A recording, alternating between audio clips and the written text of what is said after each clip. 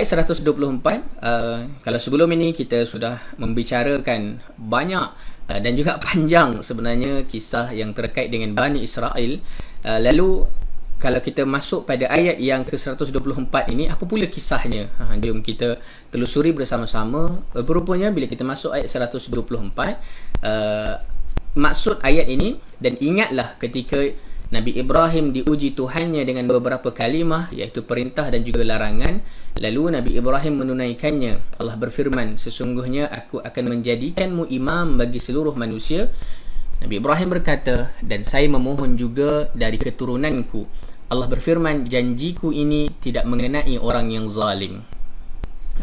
Apakah yang dapat kita fahami daripada ayat ini? Dalam Aisar dijelaskan kepada kita. Maksudnya setelah ayat-ayat yang terdahulu kita membicarakan tentang perdebatan yang panjang terkait dengan ahli kitab, iaitu golongan Yahudi dan juga Nasrani, termasuk juga dengan orang-orang musyrikin Mekah.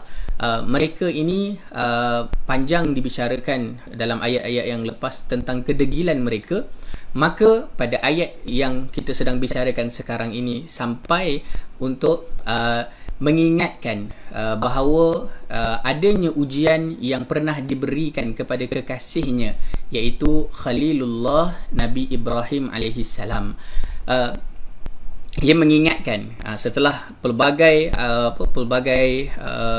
cerita tentang tentangan demi tentangan, kedegilan demi kedegilan, maka Allah berikan kepada kita dalam ayat ini satu contoh susuk tubuh yang amat hebat, iaitulah Nabi Ibrahim alaihissalam. Bagaimana perjuangan hidup Nabi Ibrahim alaihissalam sebagai Rasul Allah dengan menerima beberapa perintah dan juga larangan, dan dengan segala yang diperintahkan dan juga larangan Allah Subhanahu wa taala itu, Nabi Ibrahim mampu melakukannya dengan sebaik-baiknya.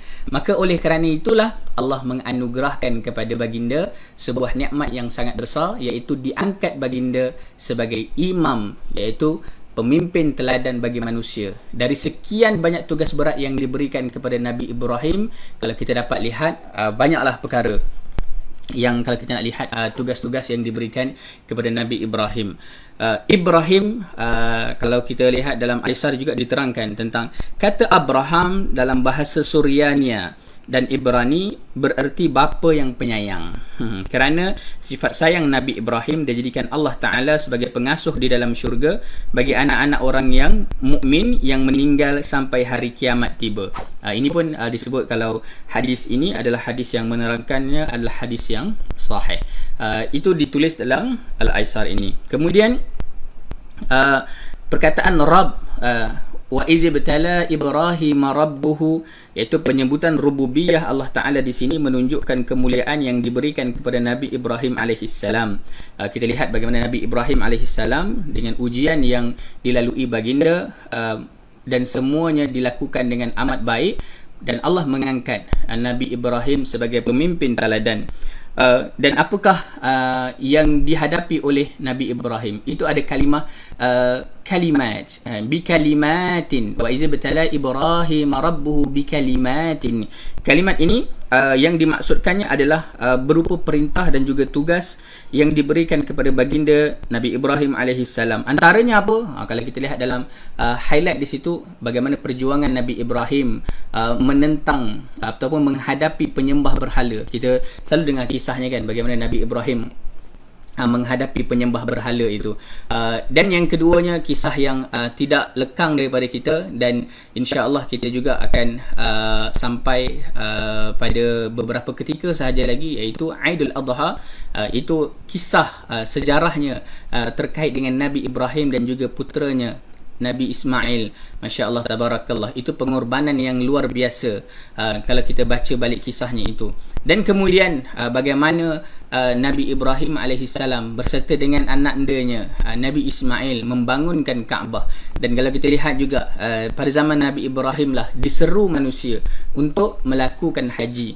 Bayangkan haji yang diseru itu bukannya seru ke Bali, bukan seru ke Miami dan tempat-tempat yang kita sebut tempat hiburan. Tak, yang diseru ini adalah ke satu tanah yang tandus, gersang, tetapi nak mengajak manusia ke situ. Kalau kita ajak visit Malaysia, okey lagi lah pasal tempat-tempat pelancongan ada.